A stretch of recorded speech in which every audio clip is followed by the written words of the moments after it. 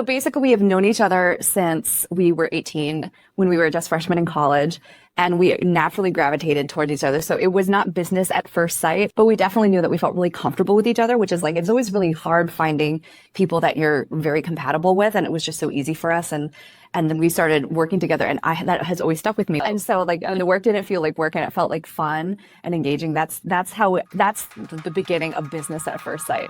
Welcome to API Futures, a podcast by Ascend where we empower global leaders of tomorrow. Here's our guest host for this episode. Welcome to API Futures. My name is Jennifer Tsay. I am the CEO and co-founder of Shoott with 2 T's. I am here today to be in conversation with my other co-founder and COO, Jennifer Yeh. Jen, it is so great for you to be here, and thanks for joining me. Of course, any day.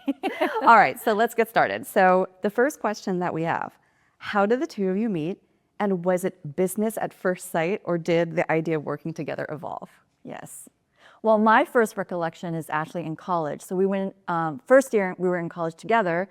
We were part of a fellowship and we did a lot of games. I don't know if we were paired together, we decided to work together, but we were basically planning a whole night of games. And that's, I think, when we figured out that we were very much on the same page. We both had the same type of humor, same type of idea of fun. And I think you had said something like, oh my gosh, it would be so fun if one day we worked together, like as a joke. That's correct, I did say And that. we're like, yeah, and never really thought much more about that. Yeah. Yeah. So basically, we have known each other since we were 18, when we were just freshmen in college, and we naturally gravitated towards each other. So it was not business at first sight, but we definitely knew that we felt really comfortable with each other, which is like, it's always really hard finding people that you're very compatible with, and it was just so easy for us. And then we started working together, and that has always stuck with me, where I was like, oh, it'd be so nice to be able to work together. But just like not thinking that would ever be possible. But that's really, that came from that, because I think we stayed up really late. We did, and I think we were the only two. We were like, yeah, let's make this even better. Like, how can we make this even more fun, right? Most people are like, oh, this is kind of good enough. We're like, no. I think we have a different idea. We can make it more creative. Yeah. And then we just stayed up until like 3, like making like 3 or 4. Yeah. Like making crafts. And we for were having so people. much fun doing it. Yeah. And so like when the work didn't feel like work and it felt like fun and engaging, that's the beginning of business at first sight. Yes. All right, so the next question is, tell us a bit about your backgrounds. What paths led you to entrepreneurship, and how did your experiences shape the idea for Shoott? I think I'll let you go first on that, because you approached me about Shoott actually in the very beginning. Yeah, so I started with Shoott because I really wanted to build a solution that helped artists stay artists. So I have a really varied background. I started in investment banking. I moved over to corporate finance, and then I decided to request to be laid off, which was fun. And then I was like, let me just do totally different things. And I was doing like, oh my gosh, everything under the sun. I took acting classes, dance classes. I wrote a screenplay. I produced a documentary for the first time. I whitened teeth. I nannied. What else did I do? I planned weddings. So I had this whole varied background. And I've done things that are very white collar to things that are very not white collar. And then I was acting for a while. And when I was acting, I knew so many super talented people where they just were not making enough money to support themselves. And it was like the saddest thing to me, because I'm like, these people are so talented. So it always stuck with me. And I was at a job where I was like, I am so afraid that I'm just going to do administrative stuff for the rest of my life, because that was where my trajectory was at the time. And so a friend had said to me, just ask somebody to be a reference to try to find another job. So I did. I asked a serial entrepreneur I had worked for, and I was ugly crying on my couch. I was typing him an email to be like, he's never going to respond. He responded actually in like 20 minutes and was like, oh my God, I am in the city and I want to do another startup. Are you willing to meet with me? I totally forgot that you were here. So we met up and we talked through all of this. And within like 2 days, we had the idea for Shoott and we launched it. And so it's a really varied, totally non-traditional path to get me to Shoott. And then we started it. I did it for a year, and then I invited Jen, and then you can talk about it. Yeah, actually, I think you asked me about 6 months in after you guys initially started, and at that time, I was working corporate, and at that time they couldn't offer health benefits yet, and I was like, oh, I was a single mom of 3 kids. I was like, oh, I really need the health benefits. So I was like, I'm not gonna say yes now. Then I think like 2 months later, you're like, hey, we can offer health benefits. And I was like, yeah, sign me up. So my background, yeah, I think before then, very, very different from yours in the sense that after college, I basically became a stay-at-home mom for the next 10 years and did a lot of freelance stuff on the side because I was kind of finding myself and realizing that as much as I loved teaching my kids and helping them grow, like I got bored very easily and needed to be more stimulated. So I did a lot of freelance stuff on the side, doing like web design, even started my own like children's clothing line on Etsy. I was both the, customer service for that. I sewed the clothes at night, was my own sweatshop. Did a lot of that. And then I think, then I became a single mom. I got a divorce. And then I was like, oh, I need to actually, go back into the workforce so I can continue to help sustain the kind of lifestyle I wanted my kids to have. So went back to the workforce, basically started back in ground zero, doing like entry-level recruiting department. Great thing about that was because I was in the recruiting department, I got access to all the internal job descriptions that are going through. So I found a different one that paid much higher and basically transferred over to the other side of the business. And then was there for, I think, like 3 years. And then that's when I got my initial call from Jen. I was like, I would love to, but realistically, I don't think I can make it happen. But then when you came back, I was like, I think it took me like 20 minutes. Like you were talking and I was like, no, yes, the answer is yes. And then I basically told my bosses, like, yeah, I'm going. Nothing you say is going to keep me here. This is like once in a lifetime opportunity. And just to be like really transparent, I called her and the first thing I said was, would you be willing to be my COO? And then she was like, I don't have experience in that. And I was like, I know, but I really feel like you're the only person who can help me do this. Like, it was just like a feeling that I had. And even though like on paper, she did not have any of the, did not have the credentials at all. I said that. And so when she jumped on, it was this really scary thing of like, is this going to, actually, it was not scary. It was just this big question mark for other people. But I think for me, I was like, no, it's going to work out. And thankfully, it really very much has, which has been really nice. And so, in terms of how it started to really shape Shoott, like the first step, the question is like, what's the first step we took when we knew we wanted to launch the business? So I think for us, really, so going back to like, I want to build a business model that helps artists stay artists. So the whole premise behind Shoott is, most of the time when you book a photo shoot, you have to pay up front. You as a mom know this, like you pay up front, you may not like the photos, you may have to pay up front and then pay extra for the photos. It's just is this thing where you may just buy photos you may not like, which we didn't like to put people in that position. So we're like, what if we have a business model where we can aggregate demand in one place? This is so great for the artist, right? Usually the artist is like 1 gig here, 1 gig there, you have to cobble together enough work. But with this, we're like, what if we say like, hey, if a photographer is free at Central Park at this like intersection from like 12 to 5 and we have half an hour bookable sessions, do those book out? And so that was the hypothesis that we had. And we're like, oh, if we're able to actually generate that much volume for an artist, can we pass along that benefit to people, to clients in the form of a free photo shoot?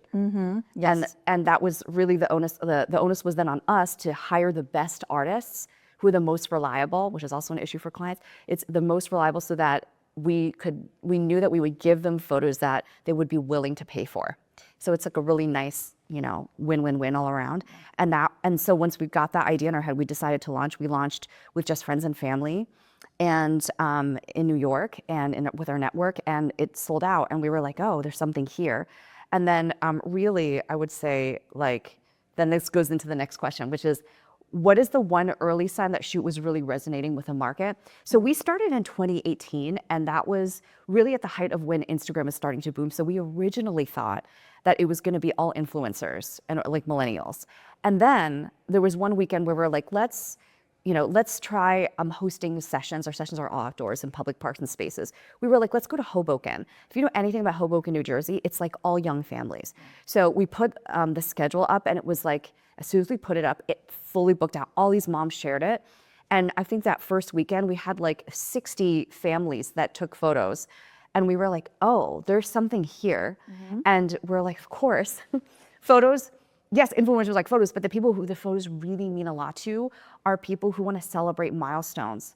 And usually that's it happens to be a little gendered. So women, when they start dating and then, getting engaged and then getting married and getting pregnant and going through any of those milestones, they always want really nice photos for that.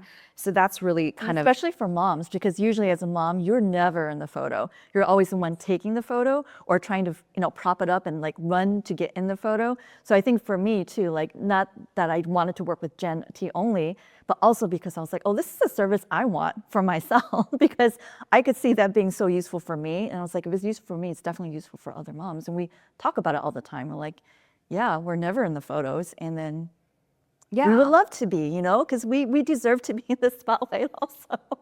No, it's true. And we try to make it as easy as possible. Yes. Right? Like the easy part is you don't have to, I know, you don't have to find a location. The permits are taken care of. Like you don't have to go back and forth. It's just like meant to be easy and seamless so that people can just focus on more of the things they love on all fronts. So that's, we love doing that. So then the next question, right? Yes. Everyone wants the secret to scaling. What has sustainable growth looked like for you? And what's your philosophy on doing it well? Yeah. I actually think it's our ability to work together well and be adaptable. Because I think one of the things that because our background is so different, like we have different backgrounds, and I think traditionally we're probably not your typical entrepreneurs, that came from corporate or whatever. So I think we're always looking at our stuff and being like, should we be doing it this way? Is this the best way? And I think when we constantly ask ourselves that helps us actually be more creative in the ways that we think about how we approach things. So we don't follow any set of rules. We're just like, what makes the most sense? What's the next right step to do? What should our goal be? And because we talk about that every single day, I think we're always like tweaking like our strategies, tweaking our approach, looking at data differently, and then making changes really, really fast. And I feel like that has helped us basically stay relevant and make sure like we're handling problems when they first show their signs instead of waiting it to blow up and then fixing the problem. Yeah. One of our big scaling things was the way we add a city is by making sure that we have photographers there. So at that time, I was literally test shooting every photographer. I was meeting them. It was a whole thing. And then, we're just like, it helps to be friends with your co-founder. I was just like on the phone cooking with you at the time. And I was like, we can figure out how to like test shoot them remotely. And then I said that. And then we're sitting there, we're like, oh, can we figure that out? And then we did. So it's this thing where like, well, what's the ideal solution? Like what would we like? And then we're like, well, can we build that? And then we're like, do we have a platform where we can add cities very easily? And we did. So we made sure that like, it's this like, what is the right next step? And just asking that ad nauseum. And that really did help us scale and get to, we're in 60 cities today. And we have, right now, about 800, this is funny, when I last looked, we had like 888 photographers, which is very auspicious for Asia. So like that was, we were there. So that was really cool. Okay, this is a fun question. Ready? What makes your co-founder relationship work so well, especially through big decisions and tough moments? I actually think because we're also really good friends and we know really clearly where the boundary between friendship and being professional is. Like we can be friends and work professionally and give each other feedback without taking things personally, but then also be able to share about personal things to help ourselves grow, because obviously that also impacts our work. So we just kind of know how to navigate that. I think that's not really easy to do, but I think because we share a lot of the same values and work ethics, it comes very naturally. So I think in that way we're very lucky.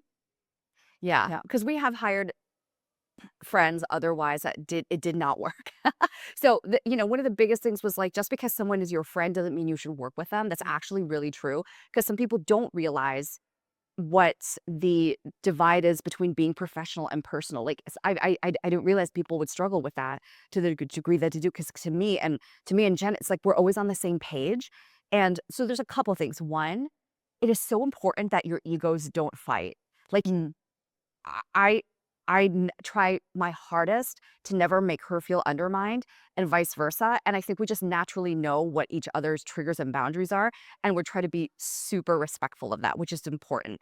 And then on top of that, like we know like how to compliment one another. And that I feel like that really helps so much. And I think like, it's also honesty too. A lot of times, like if you're giving me feelings like, hey, this is not quite working, like we can both hear that and give that. And I think that's also really important, right? That communication, being honest with you, not holding grudges or holding feelings back. We just talk about it.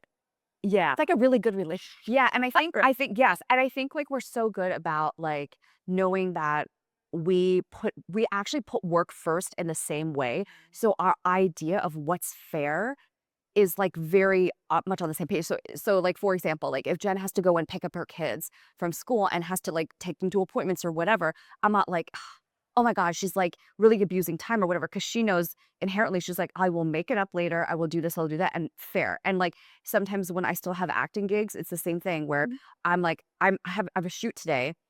Um, and then she'll be like, that's cool. So we'll figure out how to always make sure that the other person feels cared for, right? That you don't take things for granted. And so like I feel like your ability to do that, it's so hard. It's hard enough to even do that with a spouse.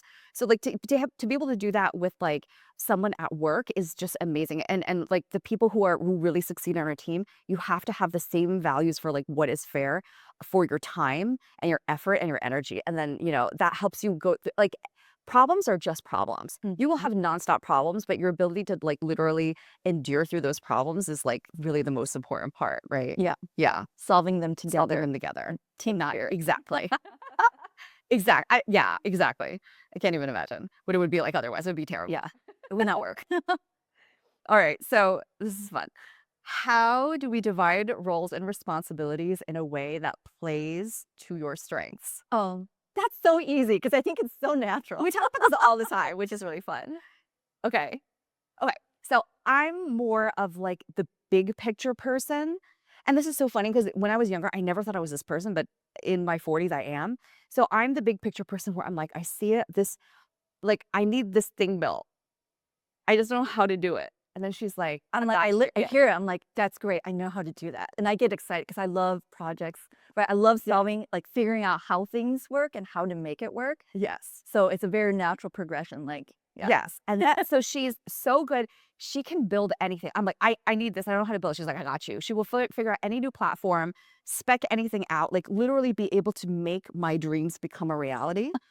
But what's really funny, right, is that you'll get to a certain place and you're like, I've been building this so much, like I don't have any idea. Like, is it gonna look good? Does it not? I'll be like, Jen, help me. I've been looking at it for too long. Like, does this even look good? Does this even make sense? Right. And you're able to come in with the big picture, be like, oh, this and this. I'm like, oh, you're right. Yeah. And then I do the edit. I do the final yeah. editing. So it's like I do the beginning, you do the middle, and I do the end. Yep. And that's how it is all the time. And like everything that I hate doing. So like I hate reading anything legal. You're great at anything legal. I don't know why. I know. Ken.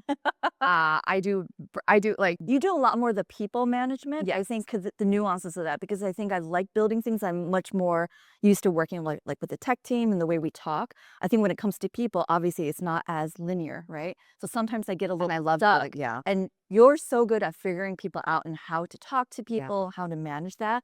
Whenever people, I'm like, let's defer to Jen T. She's gonna have the best judgment when it comes to that. So Yeah, I was like, as we talked about, like, I practice what I've now coined as like systems thinking. And I love applying systems thinking to people and relationships, which is funny because you can think people are it's harder to figure them out. But then you're really good with systems thinking with like platforms. Yeah. And like technicals and where I just get really overwhelmed. I'm like, I don't know if I'm doing this right. I don't know anything. Like it takes me when I can learn something new, but she learns, I swear to God, like 10 times faster, if not more, than I do, which is like insane. So nothing but the utmost of respect. So it's like very mutual, obviously, as you said. it's a perfect balance. But I don't like to do, you can do well. Exactly. We're blessed. Yes. The universe has been very kind to us in that way. Okay. So, ready? What's one talent or skill the other Jen has that you deeply admire or wish you had? We kind of just talked about that. Yeah. Well, so I think okay. So the one thing I've always, and I'm still working towards, is your ability to really regulate yourself and be able to articulate what your thoughts are in times when it's difficult, like in terms of like challenges or conflicts or anything that's just kind of a harder conversation. I think for me, a lot of times I just leave my body I'm just like, I don't want to be here. I don't like having this difficult conversation. Again, I'm not as good with working with people on that level. And whenever I see her do it, it's just so eloquent and she can articulate and then people understand and it's not scary. And it's just like so amazing that you have so much control over that. I'm like, that's my aspiration. I want to be able to have that much kind of control and empowerment over myself to be able to do that. Like amazing. So that's definitely one thing I'm inspiring to. Yeah. Thank you. What's so funny is like I mean, there's several things about you, but like I actually, it's like so funny that you say it that way because I was like, your ability to control through problem solving, even when you're mad. But then, like, I don't know if it's because I'm more mad than you. Like where it's like, because you like get, I get like really frustrated and I'm like, Mhm. I will start to get like a tone or I'll get like whatever. And I'm like, oh my God, I'm starting to act unprofessional. You're like, you will act professional throughout until you fully solve the problem, which is like the best. But that's because I dissociate. I'm like, I need to put this anger aside because this problem's to me. And also when I'm dealing with a problem, it feels like a safe space for me, right? For me, there's no emotions involved. Like we have a problem, find a solution so I don't have to stress and worry about that. Yeah. And my emotions are like, I'll deal with that later. Yeah, I'll be mad after. but yeah, you're good. She's very good at like not getting triggered in the moment so she can keep solving it. Where I will let myself get triggered and then be like, oh my God. But And sometimes when I yeah. hear you being frustrated, it helps. It's like a No, I know. It's like, I'm living vicariously. I'm like, okay, somebody else is helping me be mad, so then I can just focus on the problem. it's a tag team. So, yeah. But like if I were to say like the other talent, yeah, it's just your tenacity to really solve a problem when you actually have never done it before. I think when I have never done something before, I get so overwhelmed and like you just don't. Like you don't. It's crazy. It's to me, especially because I'm like, what's the worst that can happen? Yeah. We're most likely not going to die, which is the worst thing. Worst thing is we just don't have this. See, So having perspective where I'm at, yes, that helps you. That helps you really figure that out. Absolutely. it's an adventure. Everything's an adventure. It is. Everything's an adventure. It is all in process and you have to enjoy the journey. Yep. Through that process. Um, great. So then, okay, the next question, ready? How do you support each other personally and professionally as co-founders? Oh, I think it's like every think it's very conversation that we natural. have. Yeah. Yeah. We don't have, okay, we're so like, we don't have to think about it, I don't think. No. I see you as a sister now. My husband does the same thing about our relationship. Yeah, I'm just like so to me that's very easy. It's like you can work together. You still have respect for each other's time, like of course, right? So yeah, it's right. It's not something we have to actively think about. I think we naturally just do it. I actually have thought this recently is I actually think that you are my most supportive friend. Oh, stain. Right. Like I was like, oh, because like everyone has maybe like a little weirdness here or there, but you like no matter what I'm doing, you were like delusionally supportive of me. I don't know about the that I support her, but Well, I personally was delusionally supportive, which is super fun. Like it's like obviously like if I'm gonna do something, you're like, oh, that's a good idea, you'll say it. But like you don't get weird about anything. Like I don't feel like I ever make you feel insecure. no. But I think that's also built on trust, right? We've known each other for a long time. Yes. You're very consistent as a person. I- I know exactly who you are. I know exactly what you think. Like even if you're like, hey Jen, I didn't like when you did the, but I know, and I think that for me, is really grounding. Like I prefer to know. And because I know who you are, I never have to second guess. And that makes me trust you fully, right? So when you're doing something You do or trust you me ask, fully. yeah, and you ask, I'm like, yeah, that makes sense. Like there's nothing to not support, I guess, in a sense. Yeah. And like as a person, yeah, we have the same values and No. yeah. Find somebody like that. That's my only. I mean, it's so hard. It is really hard. It's really really hard for people that like people get triggered by all sorts of things. And Yeah. totally in a very wanted way, right? Because usually it's like you get triggered because of something in your childhood, and so somebody says or does something, Yeah. and it's not you, right? It's that thing. Yeah. But it's like bizarre. I think we also understand each other's trauma so well. Yes. But I think that I know also how helps to that we're not- both like growth mindset, right? Yeah. And when you're that, you like we always feel safe talking to each other about even like things like, hey, what are we working on in therapy at this moment, right? Because again, Yeah. that's our lives with work everybody talks about work-life balance, but honestly, it's all one thing, right? And Yeah. the ideal situation is your work-life balance isn't like a clean cut, you end at 5 and that's your balance. It's more about, hey, we like our work, so it's actually part of who we are. And we're lucky enough to be in that situation where it does work out that way. So work never feels like a burden. We never feel like we have to draw a line because we know how to balance that internally and goal-wise and life-wise. Um, yeah, so I Yeah. feel like, yeah, when it comes to that, it's just Yeah. very natural. Yeah. We're lucky. We're lucky. Very. We are very lucky. Yeah. I know. Very grateful. So it's hard to replicate that. It is. It's so hard. It's hard to replicate that. Yeah. Um.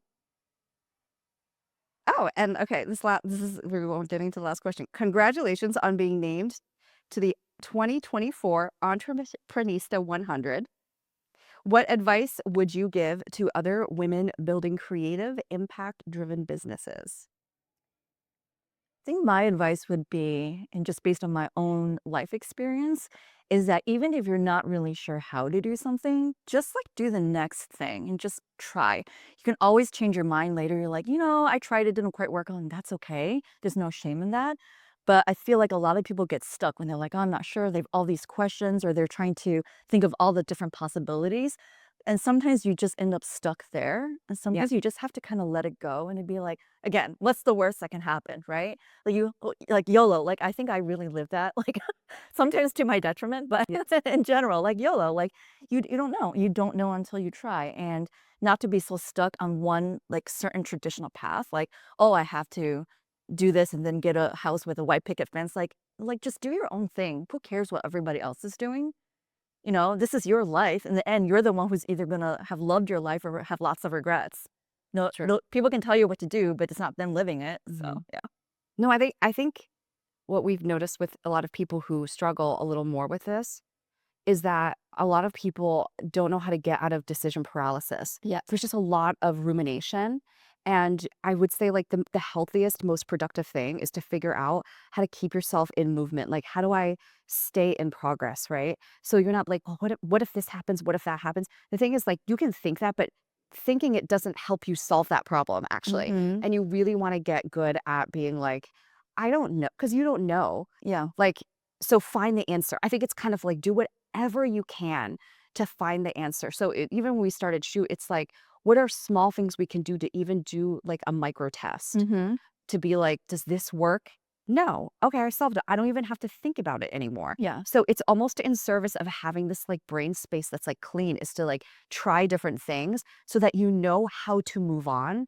And then in that way, you save yourself a world of heartache of just having anxiety. Because Yeah. I will say I think we talk about this. One thing we're really good at is not leading with anxiety. Yes. And we always time box everything. We're like, you know what? Let's give it 5 days. On this date, we'll come back and visit. That way we're not like anxiously sitting there like wondering. We're like, we already gave ourselves 5 days. We'll wait until that 5 days is up. We make the decision and then we move on. Like there's nothing more to that. Yeah, Yeah. and I think, and in our case, like it's so nice to have a sounding board because I'm like, I think this. What do you think? And we'll see if Mhm. we're on the same page. We'll obviously draw other people from our team to do things. So like, Yeah. if you're like, if you want to drive a creative, impact-driven business, try different things. Definitely, whatever impact you want to drive, whoever is like the end user or like the consumer or the population being impacted, talk to them. We've learned so much by talking to clients. So we serve clients, very obviously, and then photographers as a secondary kind of client, and being able to take in feedback to be like, where are their pain points? Mhm. What can we do better? What do they like experience? What do they hate experiencing? And learning to not take that personally. It's like a meditative experience. Yeah. But and then, when you go through that process, you also hear really lovely things. Like I was just accosted yesterday at this conference with a client of ours who like came up to me and was like, I just want to let you know that like your business makes such a difference. Like my child has autism, and I thought that I couldn't take family photos, Mm. and like you do sessions at his favorite park. Like you're so patient with him. I'm like, oh, this is exactly what we love to hear. We get so busy kind of solving problems, we forget what the experience is like, and it helps you move forward because building any sort of business is so hard and demoralizing in a on a day-to-day basis because there's just so many challenges. But once you hear things like that, you're like, okay, that gives you fuel for such a long time to keep doing the hard things that you have to do to then be able to really provide that impact and drive businesses for good. So that's, Yeah. right. And I think immersing ourselves in our demographic, thankfully we're very close to our demographic, but like even being on social media and just seeing what people are struggling with, what they're talking about, and that helps us maintain relevancy and not to be tone deaf, right? And Yeah. really understanding what people are looking for. And I think that's important to not lose sight, not to be in a bubble of Yes. corporate leadership, where you lose touch. Yeah. It's so funny. One of my favorite things. I'm sorry to touch the mic. One of the favorite things that I feel like has really helped us is personally being on TikTok Yes. Incessantly. incessantly At night. because it just helps you understand what's in the zeitgeist. It helps you understand like what people are thinking and feeling, and being able to run a business kind of in accordance to where society is going and where trends are going. And it's just very calming to know like where we are relative to everything else, what our voices like relative to things. And so, stay plugged into people, stay in community. If you don't have community, build community, go to networking events, talk to other founders. Our journeys are always like in a way so similar, even if your industries are different, and having that support and knowing that you're not crazy. Some of your struggles, because you've never done it before, like like everything for us, like every struggle that we had, we didn't know whether it was just us or if it was universal. And most of the time now we have some perspective, is like most of our stuff was actually really normal, and it would have helped us at the time just be able to put that aside instead of being like, is this me? Like, because you can descend into self-blame Yeah. and be like, Yeah. are we just not cut out for this? Like, is this bad? So like, again, be in community, ask the questions, be vulnerable, be willing to have other people be vulnerable with you, and like you'll grow so much faster. It's such a Community is so important. yeah. Yeah. All right. Well, I think we're ready to wrap up. So, Jen, Yes. this has been so much fun. Thank you again for joining me. Course. And everyone, if you have a dream and a co-conspirator and you have things that you really want to achieve, just go out there and build those partnerships that are meant to last. We will be rooting for you. Everyone's rooting for you. So many people are rooting for you. You have no idea. So, again, thank you so much for joining us for API Futures. If you want to watch more podcasts, go ahead to ascendleadership.org/podcast. Thank you so much. Thanks for listening to API Futures, where we empower global leaders of tomorrow. Subscribe on Apple, Spotify, Amazon Music, and YouTube.